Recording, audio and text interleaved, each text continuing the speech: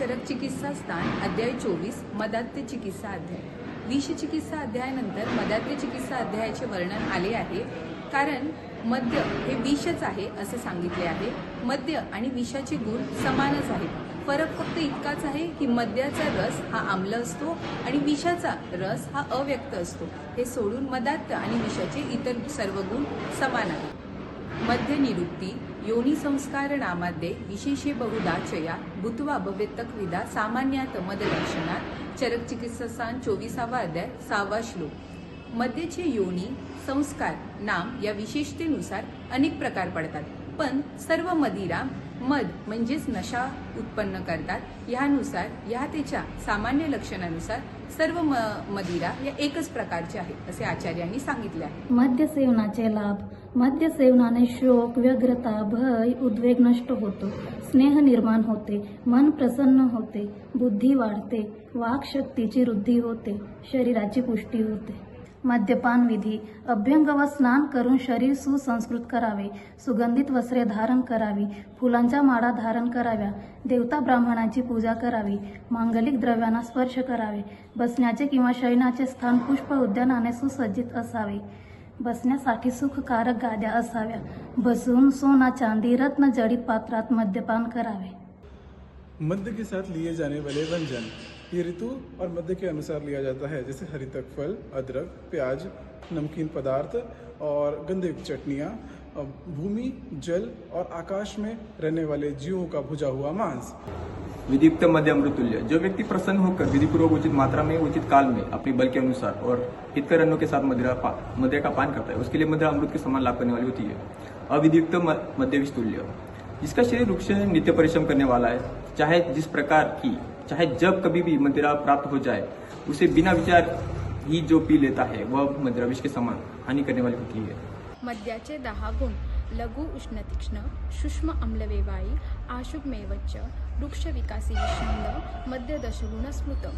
चरस चिकित्सास्थान 24वा अध्याय 30वा श्लोक। ओजाचे 10 गुण। गुरु शीत मृदु श्लष्ण बहल मधुर स्थिरम प्रसन्न पिच्छिल्ल स्निग्ध ओजो दशगुण स्मृतम। चरक चिकित्सास्थान 24वा अध्याय 31वा श्लोक। ह्या मद्याच्या 10 गुणांनी ओजाच्या 10 गुणांचा क्षोभ होतो, म्हणजेच ओजाच्या 10 गुणांवर प्रभाव पडतो। तर ते आपण बघूया। तर लघु गुणाने ओजाच्या गुरु गुणावर प्रभाव पडतो, उष्ण गुणाने शीत गुणावर प्रभाव पडतो, अम्ल गुणाने मधुर गुणावर प्रभाव पडतो, तीक्ष्ण गुणाने मृदू गुणावर प्रभाव पडतो, आशुभ गुणाने प्रसन्न प्रसाद या गुणावरती प्रभाव पडतो, वृक्ष गुणाने स्निग्ध गुणावर प्रभाव पडतो, व्यवहारी गुणाने स्थिर गुणावरती प्रभाव पडतो आणि विकासी गुणाने श्लक्ष्ण गुणावर प्रभाव पडतो, विशद गुणाने पिच्छिल गुणावरती प्रभाव पडतो, सूक्ष्म गुणाने बहल गुणावरती प्रभाव पडतो। अशा प्रकारे मद्य आपल्या 10 गुणांनी ओजाच्या 10 गुणांचा नाश करते। त्यामुळे हृदयस्थ राहणाऱ्या ओजाच्या आश्रयाने मनाला तात्काळ विचलित करून मद उत्पन्न करते। मद की अवस्था। चरकाचार्यांनी मदच्या 3 अवस्था सांगितल्या आहेत, प्रथम मद, मध्यम मद आणि उत्तम मद। 3 अवस्था सांगूनही चरकांनी वर्णन करताना मात्र 4 अवस्थेंचे वर्णन केले आहे।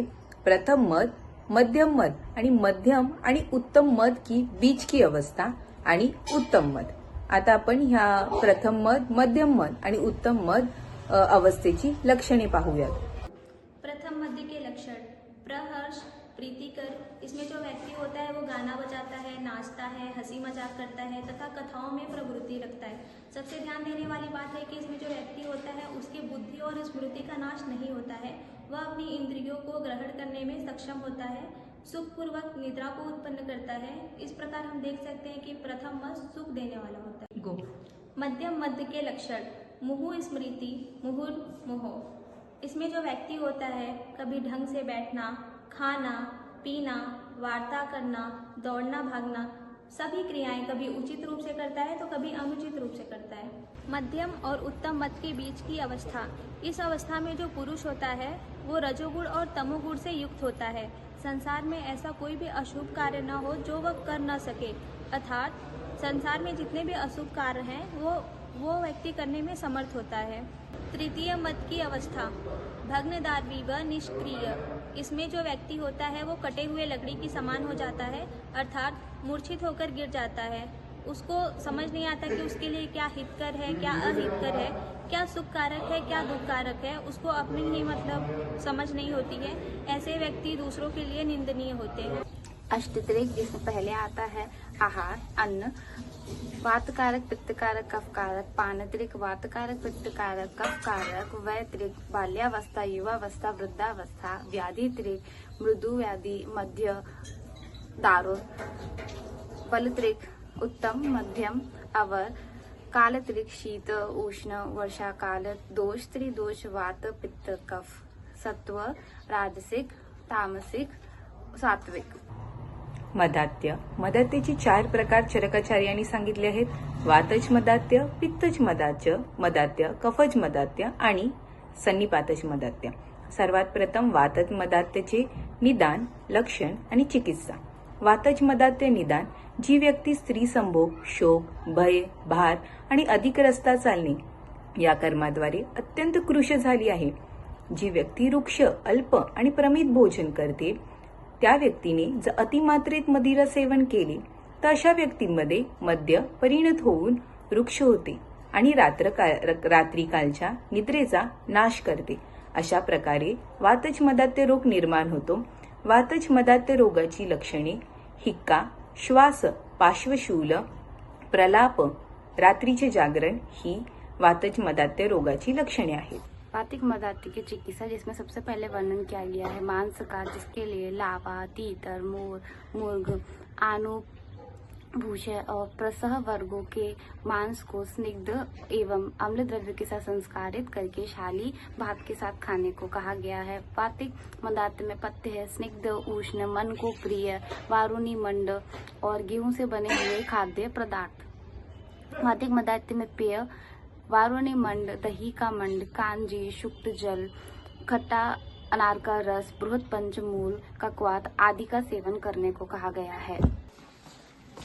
चला बसा इकडं. काय होते तुम्हाला? डोकं दुखतोय हो, थोडा चक्कर येते आणि उलटी सारखं होतंय. कधीपासून होत आहे? सकाळपासून हो. काय खाल्लं होतं आज सकाळी? काहीच नाही हो. आणि काल रात्री? बोकड्याचं मटण खाल्लं होता. आणि काय पिले? थोडीशी 90 घेतली होती हो. थोडीशी चांगली क्वार्टर मारली या गाढवानं. किती वर्षापासून पिताय आणि जनरली किती घेतात? ती तसे 4-1 वर्षापासून घेतो. 60 हो. काल जास्त प्यायले. पण अजून काय काय लक्षण दिसतात मद्यपानानंतर? लक्षण याची लक्षणं सांगायला तेवढी कमी आहे. हा रात्रीतून असा उठून काय बसतो घोगडासारखा, डोक्यात असा असंबद्ध बोलतो काय, आणि त्याचा अंग कापतं काय. डॉक्टर पार गेलेली केस आहे हो, ऍडमिट करा याला ऍडमिट. अष्टविध परीक्षण करत नाड़ी तो बहुत तेज चल रही है। सर पे गति. जबान दिखाओ, जबान, आँख दिखाओ। साम जिबा. आंखें भी बहुत लाल है। ओके. झोप चांगली की घेतो की? नाही हो, कसली झोप पण कसलं काय. आणि जेवतो का व्यवस्थित? नाही हो, कावळे जास्त जेवतात त्याच्यापेक्षा. प्रलाप, भ्रमा, शीरशूल, वमन, निद्रानाश, शरीर में कंपन, संधि प्रदेशी वेदना। अरे ये सब तो मदात्य के लक्षण दिख रहे हैं। हाँ, हे मदात्याचे लक्षण आहे आणि ही मदात्याची केस आहे. मदात्य रोगाची सामान्य लक्षणे. मदात्य रोगामध्ये संमोह, हृदयव्यथा, अरुची, तृष्णा, ज्वर, शिरपार्श्वसंधी या ठिकाणी विद्युत तुल्य वेदना म्हणजे वीज चमकल्याप्रमाणे वेदना होते. जृंभा, स्फुरण, श्रम, उरुविबंध, कास, हिक्का, श्वास, शरीरकंप, तसेच कर्ण, अक्षी, मुखरोग आणि त्रिकग्रह, छर्दी, अतिसार, उल्हास, भ्रम, प्रलाप, रूपाणाम असताम चैव दर्शनम म्हणजेच जे नाही अस्तित्वात ते दिसतं, म्हणजेच आपण त्याला हॅल्युसिनेशन म्हणतो, अशी लक्षणे दिसतात. मदरोगाचे चिकित्सा सूत्र. सर्व मदात्यं विद्यात त्रिदोषम अधिकम प्रियम दोषम मदात्ये पश्येत तस्याद प्रतिकार होता. जवळपास सर्व मदरोगांमध्ये तिन्ही दोषांचा प्रकोप झालेला असतो, परंतु चिकित्सा करताना ज्या दोषाचे आधिक्य असेल त्या दोषाची प्रथम चिकित्सा करावी. कफस्थानानुपूर्व्याच्या क्रियाकार्यामदाते पित्तमारुतपर्यंत प्रायेणही मदाते किंवा कफस्थानाची प्रथम चिकित्सा करावी, कारण की पित्त आणि वायूचा प्रकोप हा शेवटी म्हणजे अंतमध्ये होतो. मदात्यमध्ये मद्यची व्यवस्था. नित्या अतिहीन पातेन यो व्याधी उपजायेत समपितेन तेन एव सा मद्येन उपशाम्यति. चरक चिकित्सा सान 24वा अध्याय 109 श्लोक. मिथ्या अधिक मात्रेत तसेच हीन मात्रेत मदिरापान केल्याने जेही व्याधी उत्पन्न होतात ते व्याधी तीच मदिरा सममात्रेत सेवन केल्याने शांत होतात. मदात्यमध्ये मद्यप्रयोग सर्वश्रेष्ठ सांगितला आहे. याचे कारण दोष विषंदार्थ ही तस्मै मद्य विशेषेत व्यवायी तीक्ष्ण उष्णतया देय आम्लेषु सत्वस्तपी. चरक चिकित्सा सान 24वा अध्याय 118 श्लोक. मद्यपानाने कफादी दोष प्रकुपित होत. ते प्रकुपित झालेले दोष वायूच्या मार्गात अडथळा निर्माण करतात. त्यामुळे शिर अस्थि आणि संधी प्रदेशी वेदना निर्माण होतात.